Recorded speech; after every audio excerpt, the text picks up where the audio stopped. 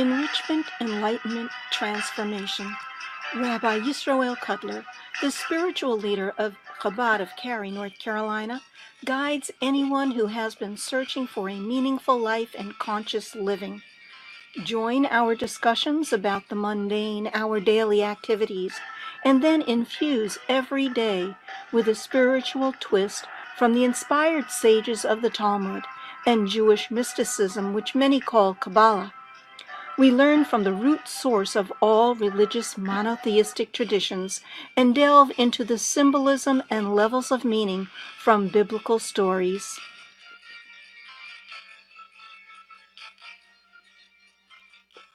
Observances of Passover lend themselves very well to it being a major family gathering. You're on. Thank you. Good morning. Welcome to everyone joining in live. Sorry we are a few minutes late. Today's May 23rd, 2017, and we will be discussing the holiday of Shavuot today. And as we mentioned, Shavuot I don't think is observed nearly as much as Passover. However, in a sense, it is the second half of Passover. That throughout the story, Moshe asks God, let my people go. Finish the sentence. So that they may serve me. The let my people go part happens on Pesach. So that they may serve me happens on Shavuot. So the let my people go is popular. Freedom is popular. However, Jewish freedom is not just a freedom from slavery, but it's a freedom to live an infinite life according to Torah. That's the freedom too. That happens on Shavuot. And therefore, Shavuot, in a sense, you could argue Yom Kippur is the most the most important holiday. You could argue Rosh Hashanah is the most important. You could argue Passover is.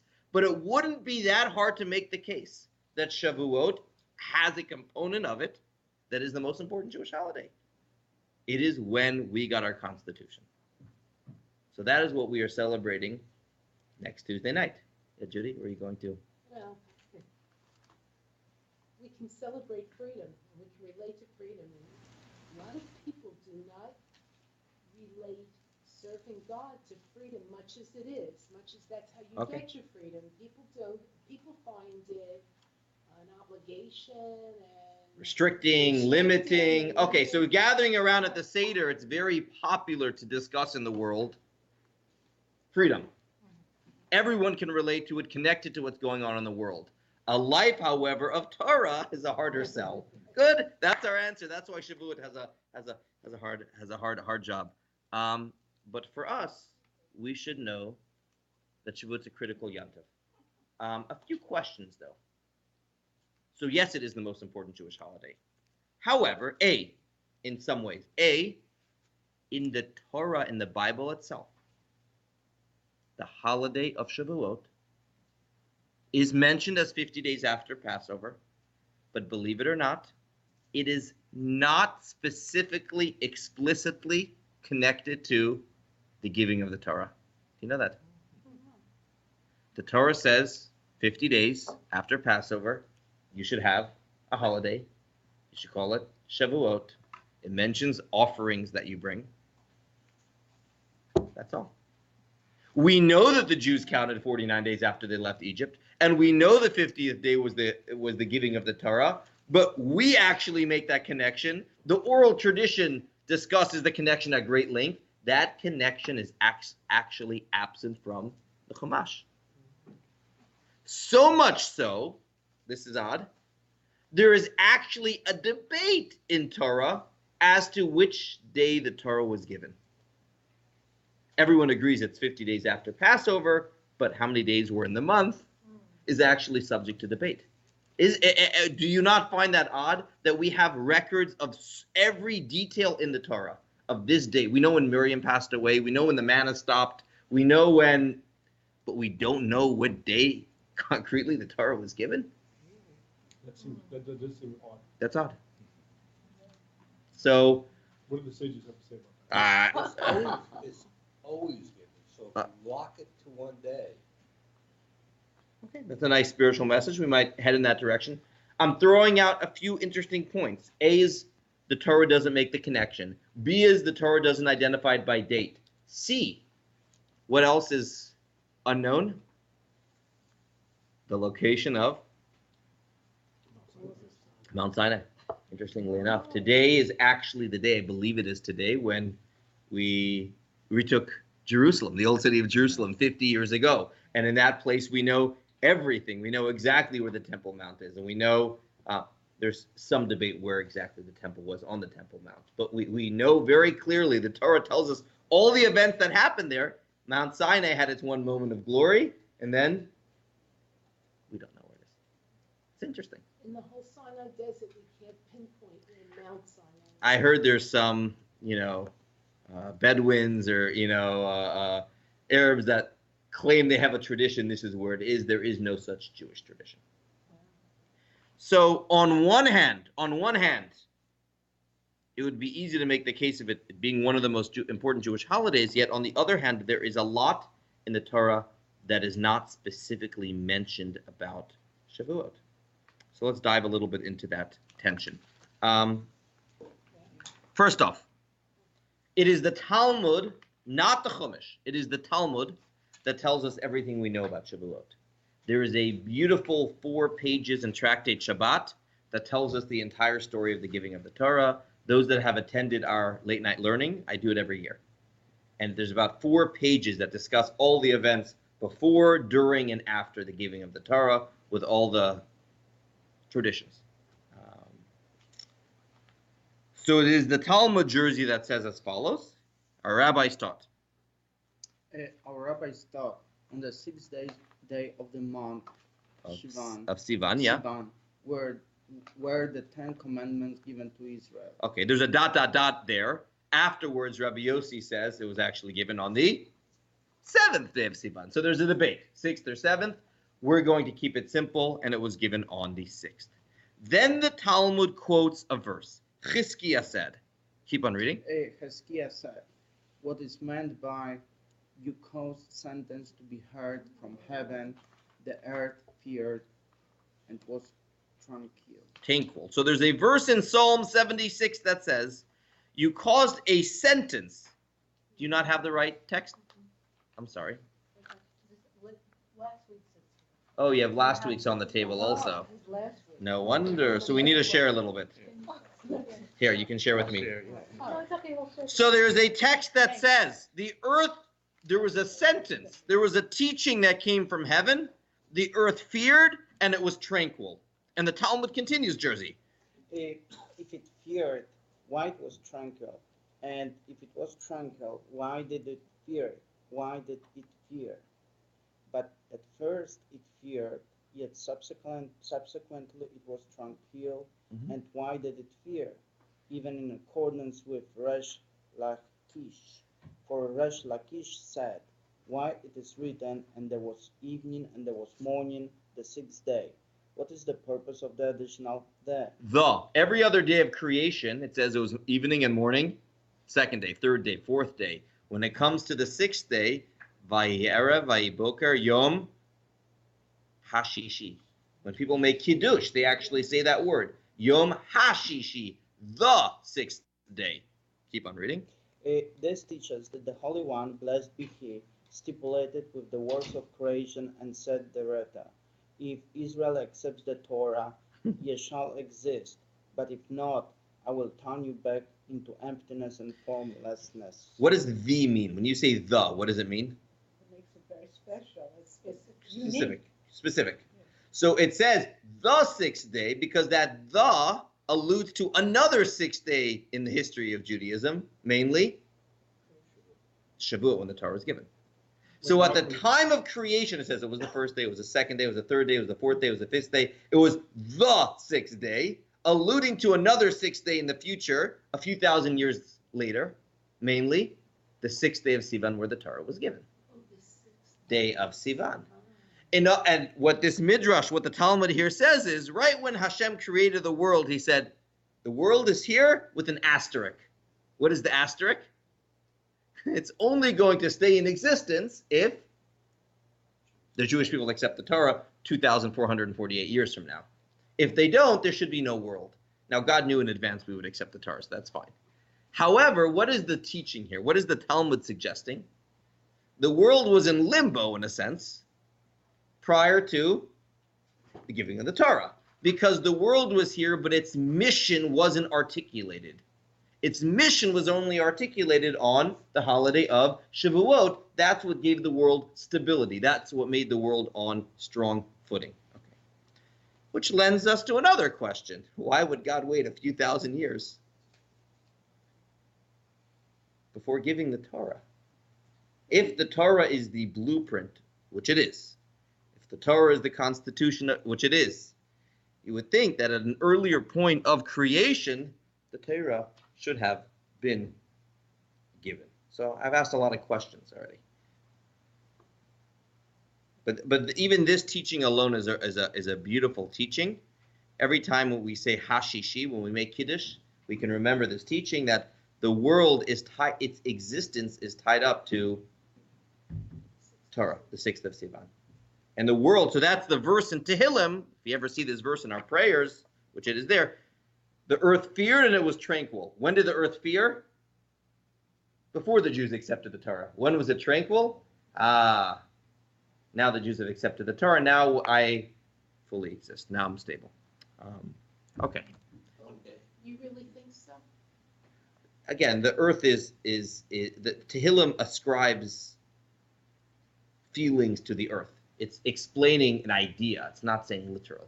Mother Earth. Yeah, I see, but I'm just thinking that maybe the 6th of Sivan on the sixth day will be when all the Jews accept Torah. Well, this doesn't. This is referring to creation versus the giving of the Torah. Those 2 days are connected. And what happened on the 6th day of creation? Mankind was created. So mankind's creation is dependent on mankind realizing why they're here. Otherwise, life's an accident. I'm here for. When we realize there's a Torah, then existence is here. Okay. You could say Shekinah. That's 7th already.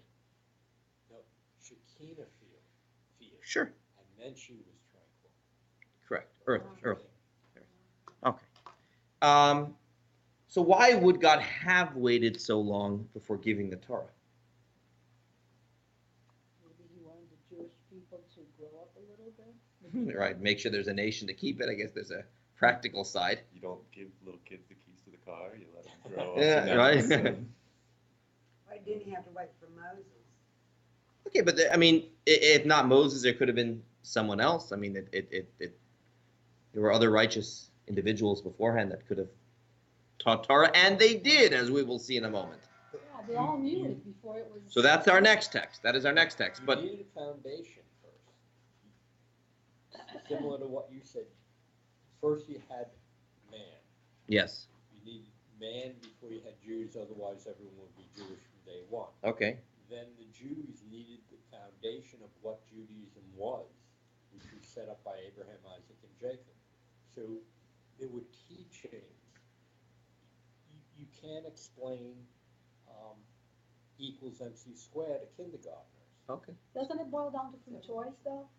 Freedom of choice? Only when we were freed from Pharaoh.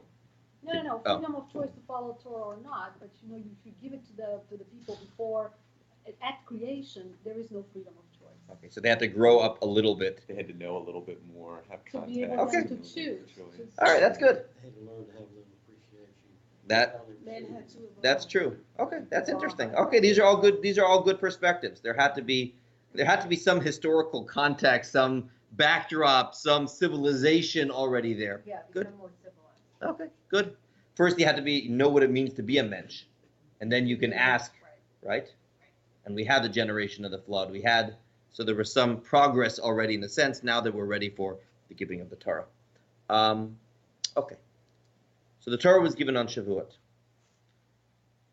And I use the word given specifically. We call Shavuot the day of Matan Torah. Matan means give, the gift of the Torah. It's not that the existence of the Torah began on Shavuot, is when the Torah was gift to the Jewish people. As the Talmud writes, Hal, Throughout the days of our forefathers, they never abandoned yeshivas of Torah study. In Egypt, they had a yeshiva. In the desert, they had a yeshiva. Our forefathers, Abraham, Yitzhak, and Yaakov, all sat studying in the yeshiva. Elijah, the servant of Abraham, sat and studied in yeshiva. Rav said, Abraham, our forefather, kept the entire Torah, as the verse states, Bereshit, because Abraham listened to my voice, and he kept all of my regulations, statutes, and laws. The Hebrew is important there. It says, Abraham listened to my voice, and he kept mishpatai, chukotai, v'toratai. What does it mean that Abraham kept my Torah? He kept my mishpatim, my civil laws. He kept chukotai, my ritual laws, and he kept Toratai. That's a verse. That's a verse in Genesis.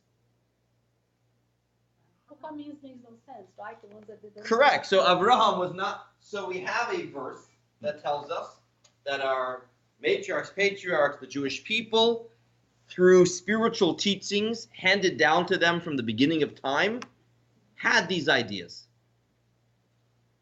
What then changed when the Torah was given? Was the difference only in terms of quantity? That prior to the giving of the Torah was select few that understood these ideas, and at the giving of the Torah, the Jews as a whole understood? Is that the only difference?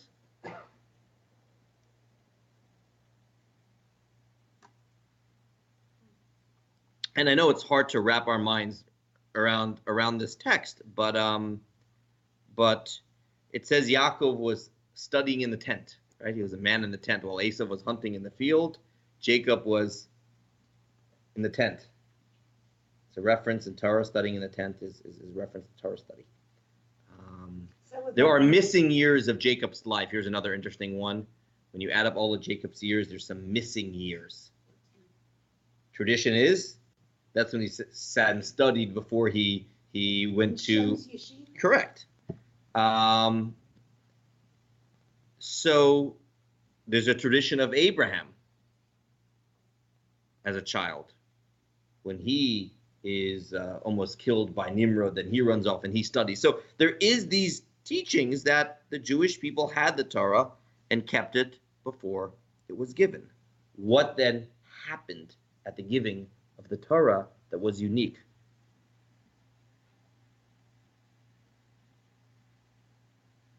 So People accepted it. So they accept. So you're saying up until the giving of the Torah, it was an idea, but it wasn't obligated. It wasn't something they had to do. Once they accepted it, then they had to do it. Okay. They said we will do it. They didn't even ask what it is about, right? Okay. So commitment and acceptance. So you might say it's the difference between being engaged and married.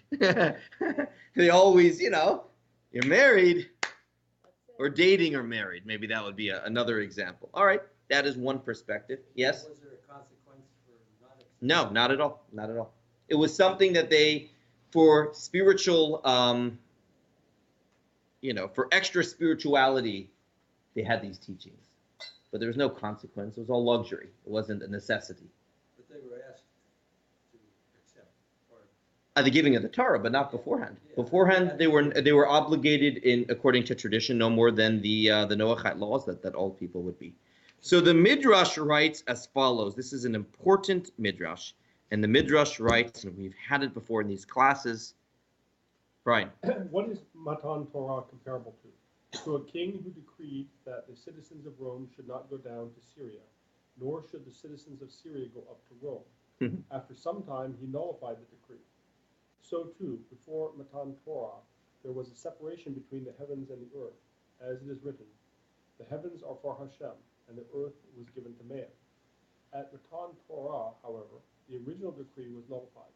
HaShem declared, let those below ascend on high, and let those on high descend below, and I will begin.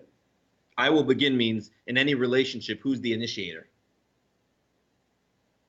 The wife. No, there's a question who's the initiator. By Matan Torah, who did it? God did. That's sort of a difference between that and Mashiach, where we got to do it. But continue. As it is written, and HaShem descended Rabbi. on Mount. Yes. Debbie is saying the Torah was observed by the righteous before it was given. Adam, forefathers. And she said needed written rules and oral law to enter Israel. So there were teachings, but there was no written law. And what Debbie is alluding to is that there are spiritual teachings, and there's concrete laws. Prior to the giving of the Torah, it was in the realm of the Spirit, which is in a sense what you're saying here. Finish this text, Brian. And Hashem descended upon Mount Sinai. Following this, it says, and to Moshe he said, come up to Hashem. Oh, so first God came down on Mount Sinai. Following this, it says Moshe came up to Hashem. But this is a very important midrash. What is this midrash saying? You don't understand. So there's two realms. There's the realm of the spirit and the realm of the physical. It says prior to the giving of the Torah, there was a wall, a big wall between the two. A conceptual wall that we are physical people and there are spiritual truths. And we can do all we want to try to become more spiritual, but at the end of the day, we are finite. Because we are physical, we are finite, and this is a finite world. There's the heavens and there's the earth. What happened at the giving of the Torah? God opened up the border was opened. What does that mean? What does that mean? And that when we do Torah and when we do mitzvot, this world changes. If you look at the purpose of creation as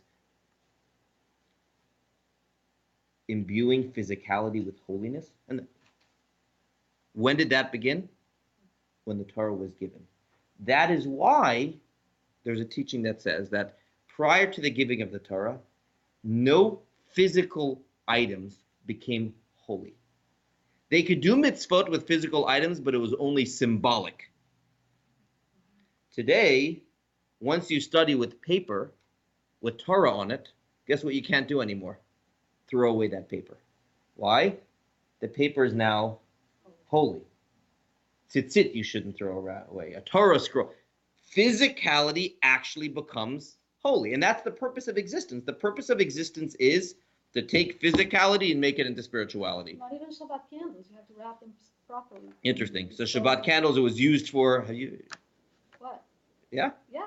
Okay, you taught me, really. It says that You're not supposed to throw them in the garbage. You're supposed to wrap them first. Wrap them in a napkin, in aluminum foil, something, because they're holy. I'm being taught. I did not know that. Let's, Pam. You mean the ones that burn out? Yeah, you have your candle. Like if you do the little, like they do the votive, you have the little aluminum at the bottom. Very good. I don't know, teaching. But this idea, all it is a candle. All it is wool. All it is parchment. All it is paper. No, it's not paper. It's Torah. Because the border was opened up between heaven and earth. So that changed at the giving of the Torah. Before the Torah was given, there are physical people that could try to be as holy as they would like to be, but there was a ceiling, like you say for a baseball, right, a baseball prospect, this is their ceiling. What is the ceiling for people today? There is no ceiling. There is no ceiling. Mitzvot plug us into something that's infinite, something that is supernatural. That changed at the giving of the Torah. That changed at the giving of the Torah. Furthermore, the Torah that we learn today, what did we do before we studied Torah today? We said a prayer. We said a bracha. Because that bracha was acknowledging that the Torah that we're about to learn is sacred and holy and is God's Torah. And even if we don't fully understand everything in today's class, or even if the rabbi didn't do a very good job, we still studied God's Torah. And this is the difference. If you read a book from a genius, no matter how smart that you're, right? How much did you get out of it? However much you understood.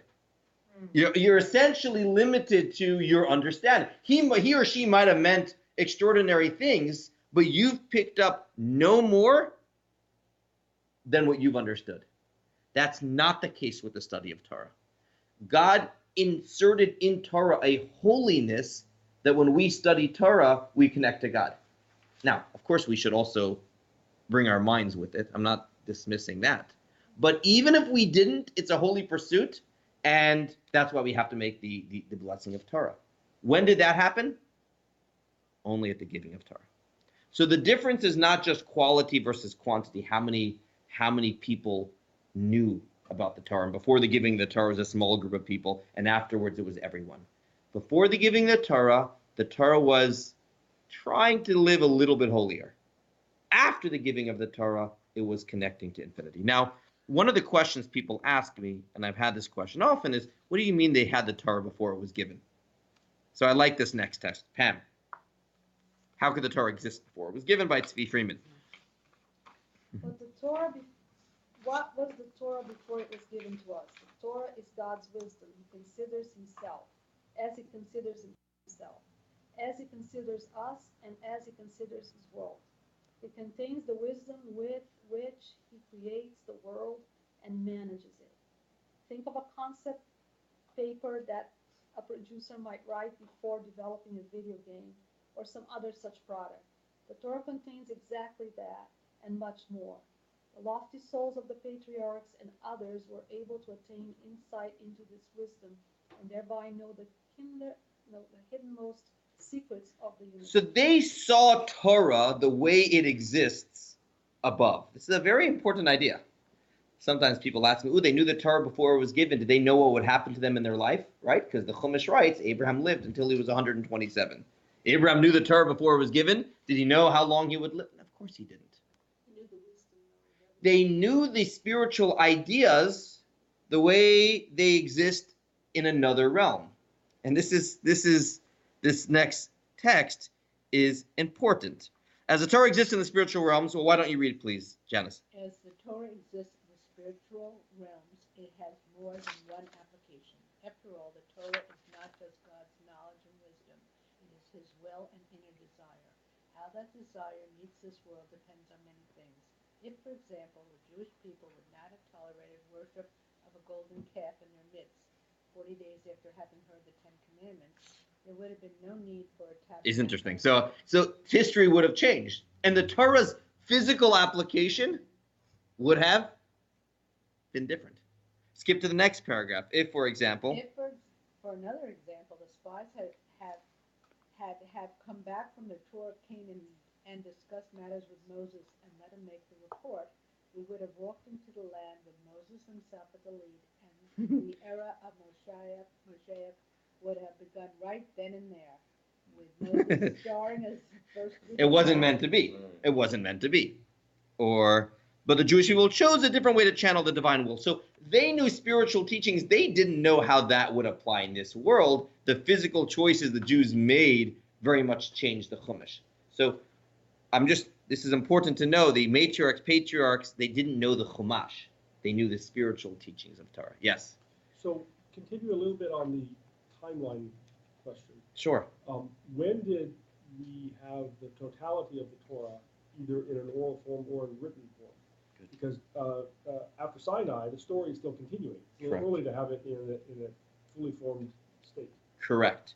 And there's a big misconception when it comes to Sinai. That's when the Jews received the entire Torah. They accepted the entire Torah, including that which they didn't yet learn. It was only over the next 40 years that all the mitzvot were given to them, and over those 40 years where the Torah, the Chumash, actually was written. So they didn't have the whole Chumash at Sinai.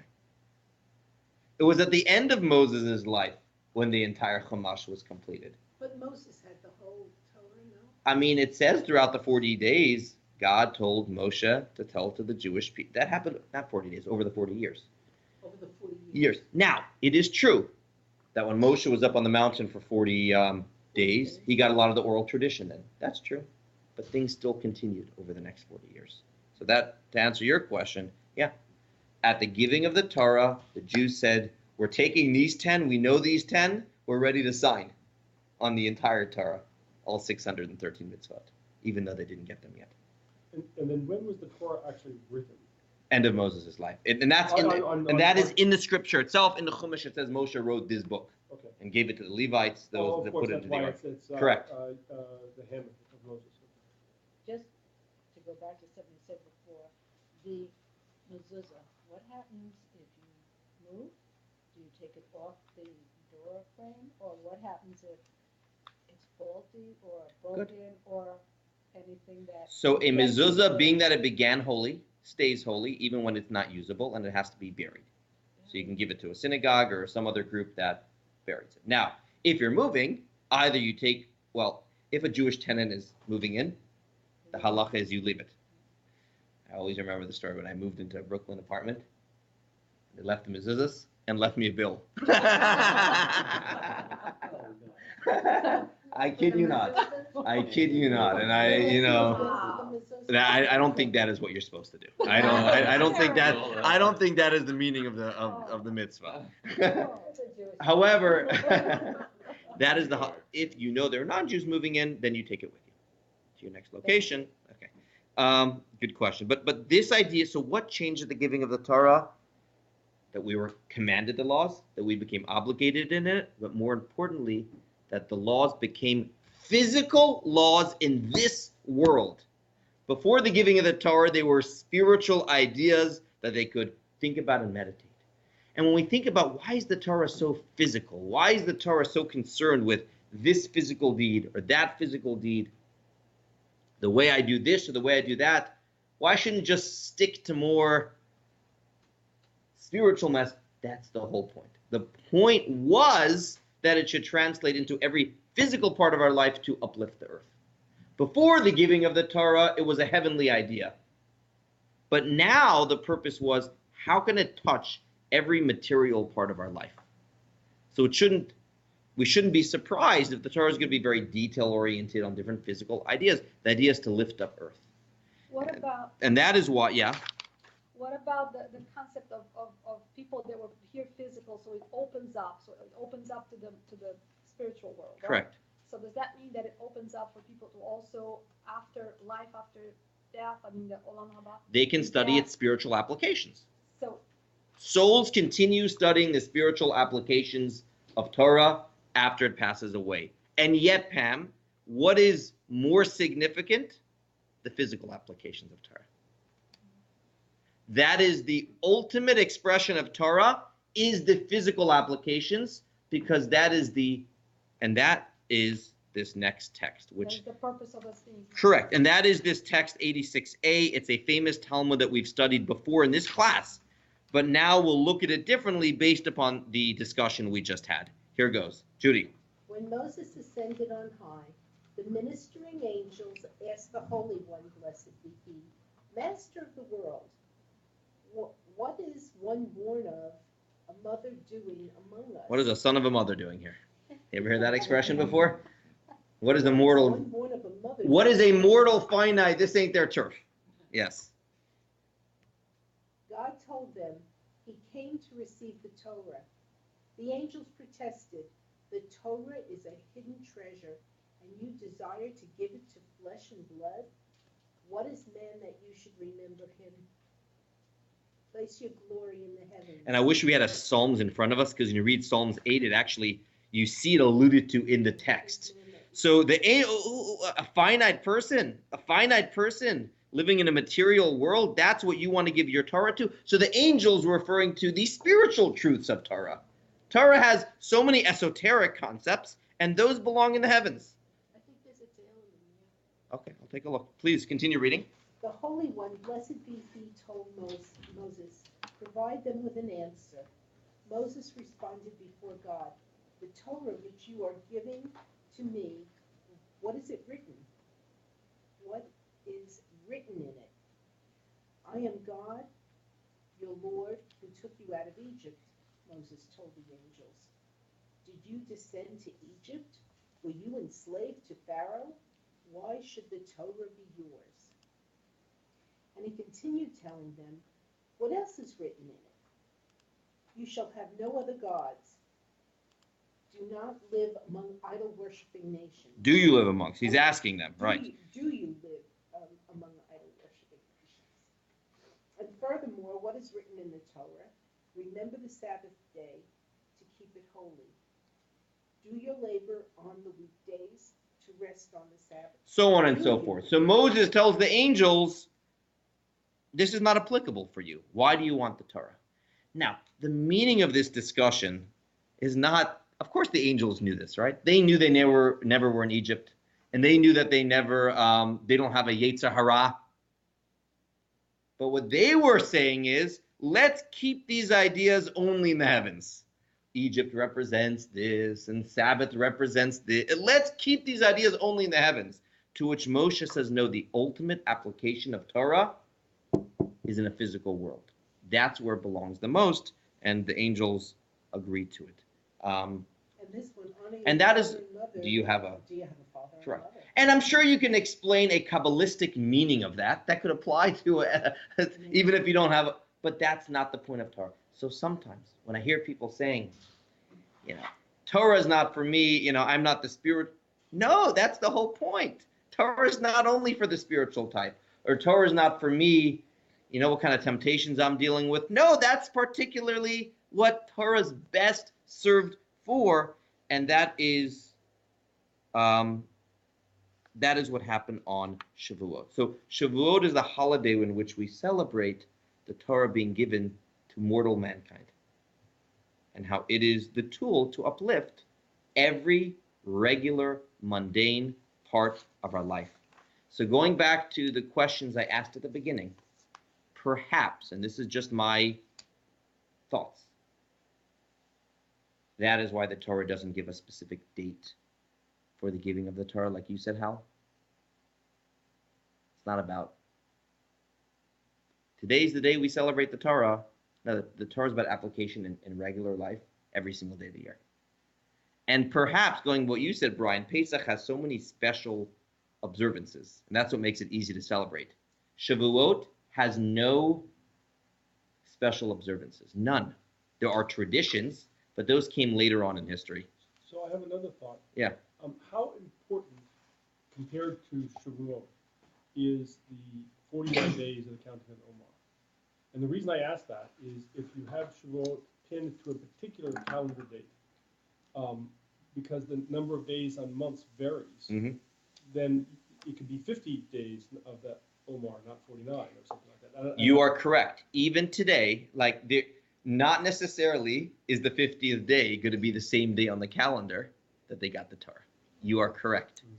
So even more than what I said, we don't know for sure what day it is, not necessarily is the 50th day the day that they got the Torah. Correct. But the take-home perhaps would be that there isn't a particular day that we celebrate the Torah. Torah is every part of my regular life. Not a holiday means holy day, holiday. Today's a special day. No, Torah's regular life. That's the message of Shavuot. And it's not for special places. Maybe, just maybe, that's why we don't know where Sinai is. It would make it a good tourist location. It would. However, the idea that the Torah is Torah is everywhere.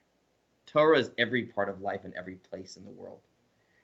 And maybe that is the reason why Shavuot doesn't even have particular observances, because the emphasis on Shavuot is not so much a particular mitzvah of the day, but it's incorporating Torah into regular life, mundane life, business life, family life, the normal.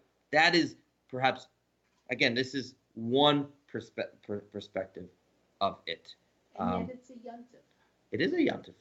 It is a yontif, but it's a yontif without the typical restrictions. I joke, there's 3 times a year where the Jews will make a pilgrimage. There was Sukkot, Passover, and Shavuot. So on Sukkot, we're limited where we eat. On Passover, we're limited what we eat. On Shavuot, No limitation. So you can drive. I didn't say no. That's a separate thing. That's a separate. But there's a lot less regulation because the emphasis is not on serving God in this particular way or that particular way, but more of every part of my life can be used for holiness. So it's a more all-inclusive Jewish holiday that pertains to the observance of Torah, and we will hold it over here. I'll you know what? There's that last text. The reason why I put that in. Next Tuesday night we have the late night study. We do it every single year, and everyone is invited to come. And the Zohar writes that the original Hasidim, and this is before the Hasidic movement, by the way, but used to stay up the whole night to make up for the Jewish people who slept in on the day the Torah was given. That's what the Zohar writes. Some people didn't care what was going on. They slept in. They slept in. So in order to rectify that mistake, that's why the Hebrew name for the late night learning is tikkun. What does tikkun mean? Fixing the night of Shavuot. We fix up. So they made a mistake, and 2,500 years later, 2,900 years later, we're still making up. Right? That is the literal explanation for it. Now there is, and I'll finish on this note, a spiritual explanation given. How is it? So the Rebbe asks, how is it possible that for people who are counting down 49 days, sleep in? We never sleep in when we have an important a plane to catch. How would it be that the Jewish people slept in? So there is a Kabbalistic explanation of that it is known that especially when you're in a holy state, when one sleeps, what happens? Their soul separates from their body, and it actually can be a time of holiness. It is a time when you're no longer limited to. Right. Same way if someone were to meditate to a point where they're no longer in touch with their physical, that's so sleeping. So there's a Hasidic spin on the sleeping story that the Jews thought, this is looking at them in a more positive light, what better preparation to the giving of the Torah than to separate from our bodies and have a good schlaf and have a good sleep. But based upon today's class, what's the answer to that? You missed the point. The whole purpose of Shavuot was integration, not Torah of the soul, but Torah of the body, not Torah of the heavens, Torah of the earth. And that's the take-home of Shavuot, that it's trying to make my regular mundane life, physical life, in correspondence with the Torah. We will hold it over here. Have a very happy Shavuot, everyone. No, teaching. They're teaching that. Next Tuesday, there will not be a lunch and learn. It's the eve of Shavuot, so we will not be here next Tuesday. Hal will still do the meditation class. So those that say they can only take an hour off, They can come for Hal's, and I just want to still at 10:30. extend a invitation to everyone for both the late night learning at 8 o'clock next Tuesday night, as well as the reading of the 10 Commandments, where spiritually one accepts the Torah again, and that is 5:30 p.m. on Wednesday. Everyone have a wonderful week. Yes, God willing, we will keep up lunch and learn. No, we start at 8, and a lot of people leave after an hour, 2 hours. We always have a few people who stay till 1 or 2 a.m. Usually. I think our record was 3. And JLI is on. JLI skips. It's on tomorrow, but not next week. Everyone have a good week, and thank you for anyone listening via the live stream. A special thanks to Nissan Communications for making the stream available. We will, God willing, be back 2 weeks from today for the next Lunch and Learn.